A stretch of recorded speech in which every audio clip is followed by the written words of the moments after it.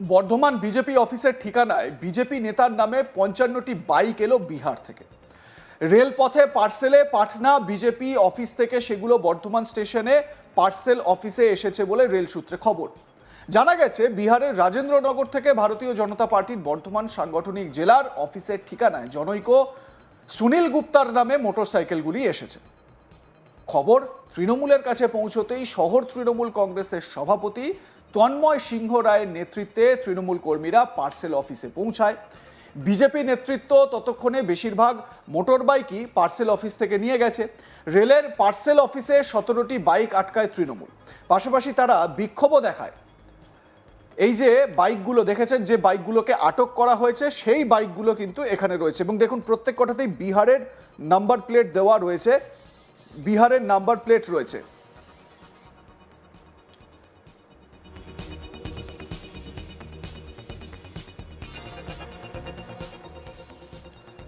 তৃণমূল জেলা সভাপতি তন্ময় সিংহ রায় এ বিষয়ে কি বলেছেন একবার শোনাবো আপনাদের।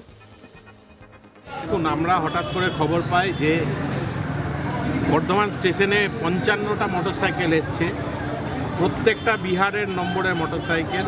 রাজেন্দ্রনগর থেকে বুকিং হয়েছে এবং এইখানে এই মোটরসাইকেলগুলো বিজেপি পার্টি অফিসের অ্যাড্রেসে এবং সুনীল গুপ্তা ওরফে গুড্ডুর নামে বুকিং হয়েছে। তিনি কে?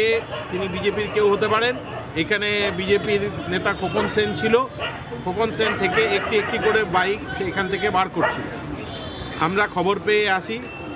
আজকে কি এমন প্রয়োজন পড়ল যে পশ্চিমবাংলায় বাইক পাওয়া যায় না? আজকে বিহার থেকে একজন ব্যক্তির নামে বিজেপি পার্টি অফিসের অ্যাড্রেসে ৫৫টা বাইক আসছে এবং এই বাইকগুলো সবকটা বিহারের নম্বরের গাড়ি। আমরা আশঙ্কা করছি যে এই ভারতীয় জনতা পার্টি সবসময় বাংলার সুনাম তো করে না, বাংলার বদনাম করে এবং এর যে বিরোধী দলনেতা আছে শুভেন্দু অধিকারী, তিনি কুৎসা করে বেড়ান, গোটা ভারতবর্ষ জুড়ে বাংলার কুৎসা করে বেড়ান। বাংলার মানুষ যখন করোনাকালে তখন তার পাশে দাঁড়ান মমতা বন্দ্যোপাধ্যায়।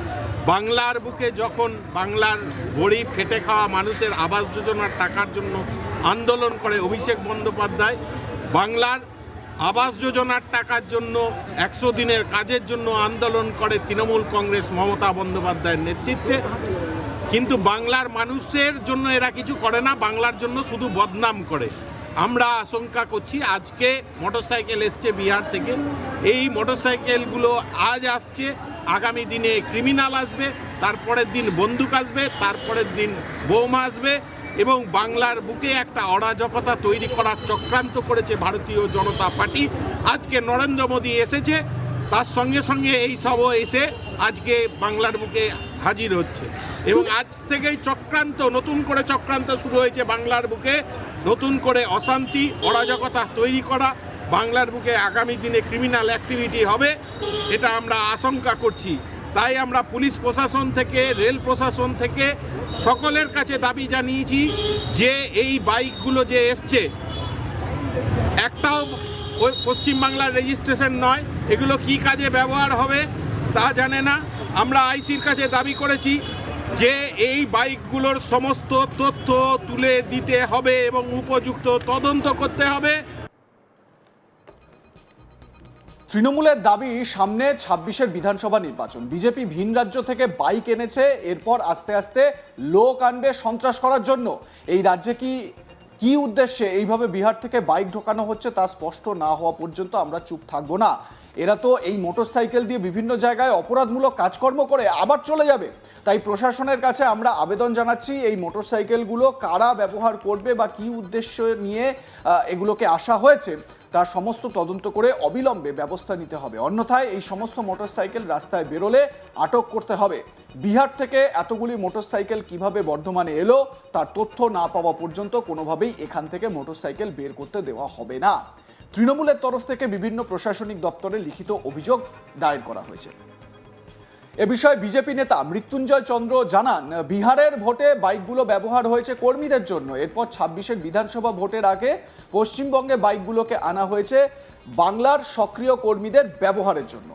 তো বিজেপি নেতা এ বিষয়ে কি বলছেন শোনাবো তার বক্তব্য। বর্ধমান রেল স্টেশনে রেলওয়ে ট্রান্সপোর্টের মাধ্যমে সঠিক নিয়ম মেনে বিহার থেকে 55টা বাইক বাংলায় আমাদের লালবঙ্গ জোনের পার্টি অফিসের অ্যাড্রেসে এসেছে। এতে তৃণমূল কংগ্রেসের অঞ্চল সভাপতি যেভাবে চিৎকার চেঁচামেচি করছেন, গুন্ডা আসছে, বম্বারুদ আসছে, এসব বলছেন, এর থেকে বোঝা যাচ্ছে যে তৃণমূল কংগ্রেস দলটা এখন কোনো শিক্ষিত ভদ্র মানুষ করেন না। যারা আইন কানুন জানেন না তারাই তৃণমূল কংগ্রেসটা করেন। জাতীয় দল ভারতীয় জনতা পার্টি, এটা আঞ্চলিক কোনো দল নয়। সেই জাতীয় দলে কিছুদিন আগে বিহারে নির্বাচন হয়েছে, তা সেখানে যে বাইক ব্যবহার হয়েছে সেই বাইক এখানেও ব্যবহৃত হবে কার্যকর্তাদের সুবিধার জন্য। আজকে তৃণমূল কংগ্রেসের নেতারা যারা আগে চপ্পল পরে ঘুরে বেড়াতো, আজকে তারা মার্সিডিজ চাপছে, কালো স্করপিও চেপে ঘুরে বেড়াচ্ছে। বাংলার নম্বর প্লেট থাকলে সেটা বৈধ, আর অন্য রাজ্যের নম্বর প্লেট থাকলে সেটা অবৈধ। এটা কোন নিয়মের আছে? বাংলার প্রশাসন তো তৃণমূল কংগ্রেসের হাতে আছে, তারা তদন্ত করুন। এর জন্য হল্লা করে কি আছে? হল্লা করে মানুষকে কি বোঝাতে চাইছে? এই রাজ্যে হরগোবিন্দ দাস, চন্দন দাসকে হত্যা বিহার থেকে এসে কেউ করে যায়নি, অন্য স্টেট থেকে আসেনি। বগটুই হত্যাকাণ্ড অন্য রাজ্য থেকে আসেনি, তৃণমূল কংগ্রেসের গুঞ্জারা করেছে। আর এই তৃণমূল কংগ্রেসের যিনি শহর সভাপতি আছে তাকে অনুরোধ করবো যে আপনি আপনার শহরের সংগঠনে নজর দিন। গোটা বর্ধমান শহর জুড়ে কীভাবে অবৈধ নির্মাণ হচ্ছে, পুকুর বাজানো হচ্ছে, সেগুলো দেখুন। বাইক রাস্তায় চললে দেখবেন যে অন্য স্টেটে অনেক 4 চাকা বাইক ঘুরে বেড়ায়। তো কি আছে, তার পলিউশন থাকলেই হলো, তার ইন্স্যুরেন্স থাকলেই হলো, তার রেজিস্ট্রেশন ঠিকঠাক থাকলেই হলো, আপনি পেপার চেক করুন। হল্লা করে বোঝাতে চাইছে যে অন্য স্টেট থেকে নেতারা এখানে আসে। জাতীয় দল, এটা ভারতবর্ষ। পশ্চিমবঙ্গ কি এখনই বাংলাদেশ করে ফেলেছেন ওনারা? ওনাদের যে পরিকল্পনা তৃণমূল কংগ্রেসের, গেটার বাংলাদেশ তৈরি, সেই পরিকল্পনায় কি ওনারা সফল হয়ে গেছেন যে বিহার থেকে কোনো কিছু বাংলায় আসতে পারবে না? ভারতবর্ষের মধ্যে যে কোনো স্টেটের নাম্বারের গাড়ি চলতে পারে, এটা বৈধ। এই আইনটা ওনার জানা নেই, ওনাকে জানিয়ে দিলাম। আর বিজেপি জাতীয় দল আর বর্ধমান শহরে লালবঙ্গ জোনের অফিস আছে, যার মধ্যে 8টা লোকসভার অফিস। সেই 8টা লোকসভার কার্যকর্তাদের চলাফেরার জন্য, যাতায়াতের ব্যবস্থার জন্য বাইকের প্রয়োজন হয়। আইপ্যাক যেমন অন্য স্টেট থেকে সেখানে কাজ করছে, তাহলে এখানে তো বিজেপি জাতীয় দল, তাদের কার্যকর্তারা পশ্চিমবঙ্গে এসে কাজ করতে পারে, এটা বৈধ। এটা নিয়ে আঙুল তোলার অধিকার ওনাকে কে দিয়েছে? যদিও সন্ধ্যায় বিজেপির তরফ থেকে মোটর বাইকগুলি পার্সেল অফিস থেকে নিয়ে যাওয়ার সময় পুলিশের বাধার সম্মুখীন হয় বিজেপি কর্মীরা। জানা যায় সোমবার আরটিও অফিস খোলার পর এনওসি নিয়ে গাড়িগুলো ছাড়া হবে।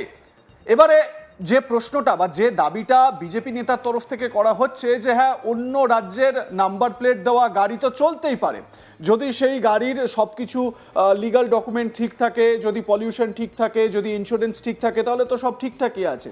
কিন্তু তৃণমূল যে অভিযোগটা করছে সেই অভিযোগকেও কিন্তু ফেলে দেওয়ার মতন নয়। আপনাদের মতামত কি এ বিষয়ে জানাতে ভুলবেন না। দেখতে থাকুন আজ তাক বাংলা, সাবস্ক্রাইব করুন আমাদের ইউটিউব চ্যানেলটি, বেল আইকন প্রেস করুন নোটিফিকেশন পেতে।